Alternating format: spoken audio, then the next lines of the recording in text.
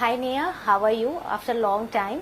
क्या कहना चाहेंगे एक्टिंग की जर्नी के बारे में? हम तो आपके एक्टिंग देख चुके हैं रिसेंटली, ध्रुव तारा इतना फेमस रहा है आपका टीवी सीरियल, काफ़ी लोगों ने भी पसंद किया है और लार्ज नंबर ऑफ ऑडियंस भी आपने ग्रैब किया है आपके कैरेक्टर से, क्योंकि एक कैरेक्टर निभाना काफ़ी आसान होता है but different shades of character to maintain in the show it's very difficult. तो आपसे पहला क्वेश्चन ये पूछना चाहूंगी कि आपने ये जो एक्टिंग का जो आपका करियर है, आपने किस तरीके से शुरुआत किया? बचपन से ही था या कुछ अलग अचानक से ये कुछ प्लान हुआ? कुछ बताइए हमें। ये सब स्टार्ट हुआ जब मैं छोटी थी, स्कूल जाती थी। आई रिमेम्बर मेरी छोटी बहन जो अम्मी है, इट ऑल स्टार्टेड वहाँ से। Mamma use to take her for audition. She was a very cute chubby kid. तो उसके थ्रू आई स्टार्टेड मैंने स्टार्ट किया कि मैं ऑडिशंस देना स्टार्ट करूँ। और मैंने फिर तभी वो टाइम पे, स्कूल के टाइम पे, I only did digital ads या कमर्शियल एड्स ही मैंने किए थे। मैंने ज़्यादातर डेली सोप में मैंने कभी सोचा नहीं था कि I will get into it. और प्रॉपर इनटू दिस फील्ड मैं लास्ट 2 years से कर रही हूँ। This is my 3rd year। And मैंने कभी सोचा नहीं था कि मैं फुल टाइम एक्टिंग करूँगी या करना चाहती हूँ, बिकॉज ज़्यादातर I was good in academics. So मैंने पढ़ाई में ज़्यादा स्कोरिंग किया, या I was into studies. I did my commerce from Mithibai. And उसके बाद कोविड हो गया। एंड कोविड के टाइम पे आई वॉज थिंकिंग कि मैं कौन सा कोर्स लूँ स्टडीज़ के लिए, फर्दर स्टडीज़ के लिए। तो I took investment banking, but again online I was not comfortable. तो मैंने ऑफलाइन पढ़ने के लिए वेट किया, और उस वेटिंग के दौरान ही I started giving auditions for daily show. तो सीरियल्स और शो के लिए ऑडिशन देने लगी, और धीरे धीरे I started giving audition and I started getting work also. तो मुझे काम मिलने लगा। फिर क्या कहते, सोचा नहीं था पर हो गया, और अब जब कर रही हूँ बहुत पसंद आ रहा है। सो आई वॉन्ट कि मैं ऐसे ही एंटरटेन करती रहूँ और ऐसे ही काम करती रहूँ जो मुझे पसंद है, बिकॉज मैं 100% देना चाहती हूँ इस फील्ड में अब, और मुझे बहुत पसंद है यहाँ काम करना। ओके, जैसे कि आपने कहा कोविड के बाद से सडन चेंज आया लाइफ में, या तो ध्रुव तारा जो सीरियल है, जब फर्स्ट टाइम आपको अप्रोच हुआ, एक होता है ना कि हम एक्टिंग करते हैं तो हमें इस कैरेक्टर में ज़्यादा हम कर सकते हैं, हमारा कोई फेवरेट कैरेक्टर होता है। तो आपके कैरेक्टर के बारे में बताइए कि आपने उस तरीके को बखूबी निभाया है, नो डाउट हमने देखा भी है, बट कैसा लगा? अभी ओवरऑल सब हो चुका है तो कैसा एक्सपीरियंस रहा? सेट पे कौन अच्छे आपके दोस्त बने, कितना कुछ, किससे क्या क्या सीखने मिला, सेट का माहौल कैसा था, हमें बताइए। जब मैंने ध्रुव तारा का ऑडिशन दिया था, सो वो आफ्टर माय राजमहल शो, मैंने ध्रुव तारा के लिए भी ऑडिशन दिया था। आई वॉज लुकिंग फॉरवर्ड कि मैं लीड करूँ, but then I was like कि ठीक है, I should not say no, मुझे ना नहीं बोलना चाहिए जो भी काम आ रहा है। और मैंने शशि सुमित और सब टीवी से कभी काम नहीं किया था के साथ। सो मैंने सोचा कि इट्स अ गुड अपॉर्चुनिटी है, काम करूँगी, ऑडियंस नहीं बनेगी, लोग देखेंगे, पसंद करेंगे, आई विल गेट वर्क धीरे धीरे। और ये वाला थोड़ा कैरेक्टर डिफिकल्ट था because it was negative. So negative के लिए तो आई वॉज वरिड, क्योंकि मैंने अब तक जो भी कैरेक्टर प्ले किए हैं वो सब पॉजिटिव और कह सकते हैं डिफरेंट थे फ्रॉम वन अनदर। तो it was a bit difficult for me, क्योंकि वो नेगेटिव, मुझे उन्होंने बताया था कि मुझे नेगेटिव वो दिखाना भी नहीं है इतना कि मैं ऐसे चंट हूँ, पर मेरी हरकतें वैसी है।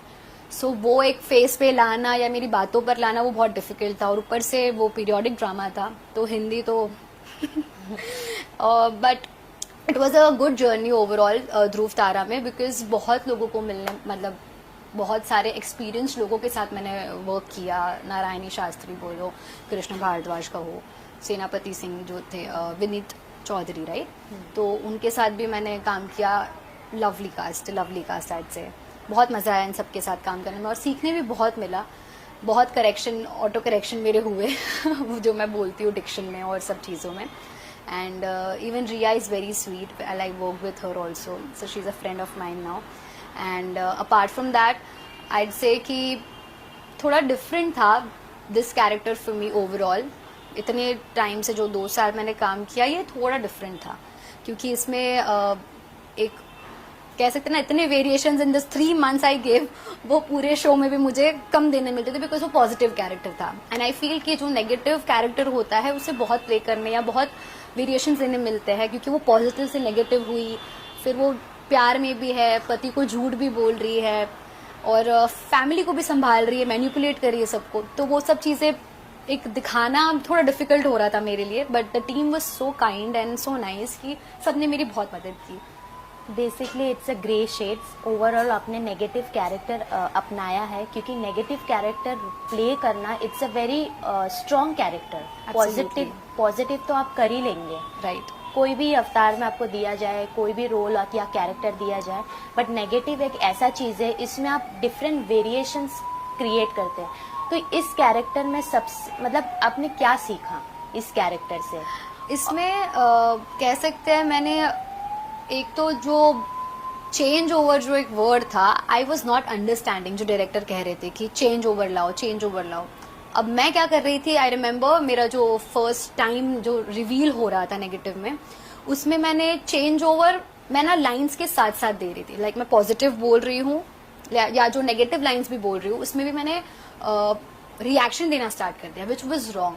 The director then later on told me and explain me बैठ के कि चेंज ओवर मतलब जो तुम स्टेटमेंट पूरा बोल रहे हो उसके बाद तुम रिएक्शन दो. जो 1-2 सेकंड का तुम पॉज ले रहे हो, जब सामने वाला लुक अवे कर रहा है या कहीं और देखकर बात कर रहा है, जो भी है, तुम्हारा चेंज ओवर तब आना चाहिए, ना कि तब जब तुम बात कर रही हो या बोल रही हो. सो वो एक चीज मुझे हुई कि ये एक चीज मैंने बहुत अच्छे से समझी और सीखी, आई कैन से, जो टेलीकास्ट हो रही थी at the end of the day. And Hindi के बहुत सारे वर्ड्स सीखने मिले, एज आई सेड. तो हर time I have a diary where and I write all the strong Hindi words कि कल सुबह कभी भी हो तो आई कैन रिवाइज देम और मैं अच्छा कर सकूं दूसरे शो या दूसरे कैरेक्टर के लिए. सो मेरा होमवर्क चलते रहता है कि मैं सही बोलूं. अभी भी मैं हिंदी का की इधर उधर हो ही जाता है. सो आई ट्राई कि every time I do better and I think I will. So आजकल OTT प्लेटफॉर्म्स काफ़ी चल रहे हैं.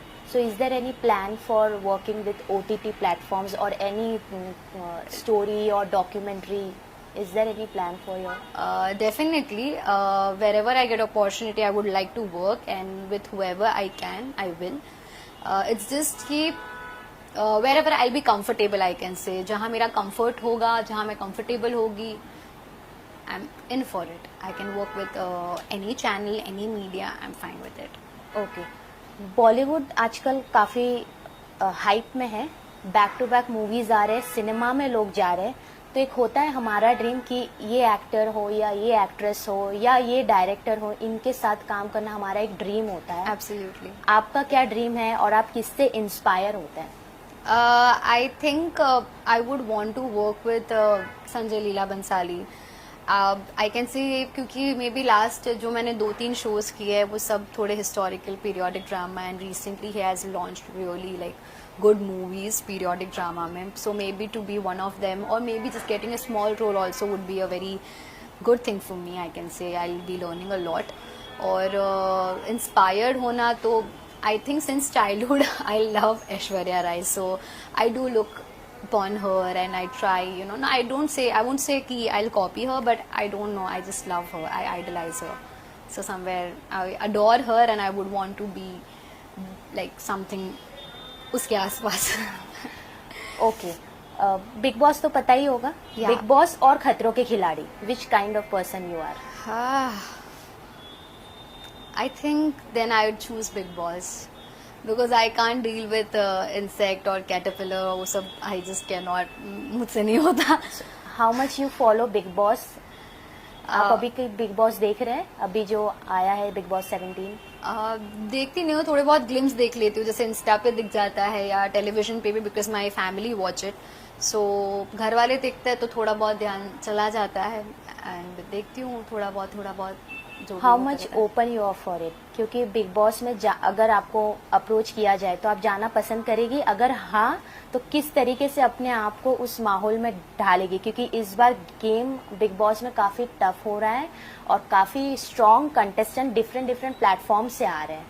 You can understand. या आई थिंक मुझे ना कोई भी रियलिटी शो हो वो इतना देखने में मजा नहीं आता। मे बी मुझे लगता है कि if I be there participant या कंटेस्टेंट के तौर पे वो ज्यादा बेटर रहेगा, तब मैं समझ पाऊंगी या वो मोमेंट में प्रेजेंट रह के कुछ कर पाऊंगी।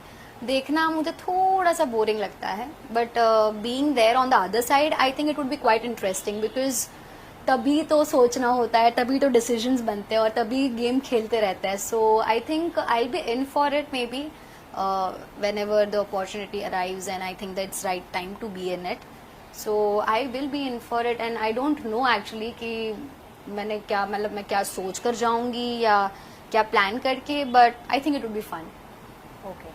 बिग बॉस में आजकल ये भी कहा जा रहा है जैसे सोशल मीडिया प्लेटफॉर्म्स पे जैसे आप फैंस ग्रैब करते हैं, आपकी जितने फॉलोअर्स हैं, अब ऐसे भी मिसकंसेप्शंस है काफी कि आपके ज्यादा फैन फॉलोइंग है तो वो ही जीत सकते हैं ज्यादा, और जिनके कम फॉलोअर है उनको वोट्स कम मिलेंगी। इस बात में आपको क्या लगता है, सच्चाई है या नहीं है? क्योंकि काफी लोग कहते हैं कि जैसे अभी यूट्यूबर्स जाते हैं, उनके फैन फॉलोइंग काफी होते हैं, तो वहां जाके वो बोलते हैं कि हमारा फैन फॉलोइंग ज्यादा है तो वो ही जीतते हैं, और जिनके जो टीवी से आते हैं, जो नॉर्मल प्लेटफॉर्म से आते हैं डिफरेंट, तो उनका जो फैन फॉलोइंग कम होता है क्योंकि टीवी बेस्ड फैन फॉलोइंग होता है। तो आपको क्या लगता है? आई थिंक जो अच्छा करेगा या जो अच्छा खेलेगा वो मोमेंट पे, बिकॉज देखने वाले तो टीवी पर ही है, बीट यूट्यूबर और an artist. So I think जो बेहतर करेगा या जो अच्छा गेम प्लान कर रहा है वो ही जीतेगा। आई डोंट थिंक कि वो फैन पे डिपेंड करता है या कौन क्या कर रहा है उस पर डिपेंड करता है। It's all about how you play, how you portray yourself. I think वो बहुत मैटर करता है। If you see you know this what you say sports या जो हम गेम खेल रहे हैं या देख रहे हैं, so I think it depends completely on the game that you're playing and how you're playing and not the fans that you're having. कोई ऐसा भी हो सकता है ना कि कोई यूट्यूबर हो या कोई आर्टिस्ट हो, फैन फॉलोइंग है बट परफॉर्म नहीं कर पा रहा है या अप टू द मार्क नहीं हो पा रहा है, तो I don't think anybody would like to vote them, right? So this is what I think. After this कहाँ हम आपको देखेंगे? Last message to your fans and audience who loved you. I am working on a few projects, as in I'm trying to get into it, and I can say I'll be seeing you soon, probably. So keep watching me, and I hope to see you soon on television, be it any platform, any channel. Thank you so much for giving me so much of love. Thank you so much. Thank you.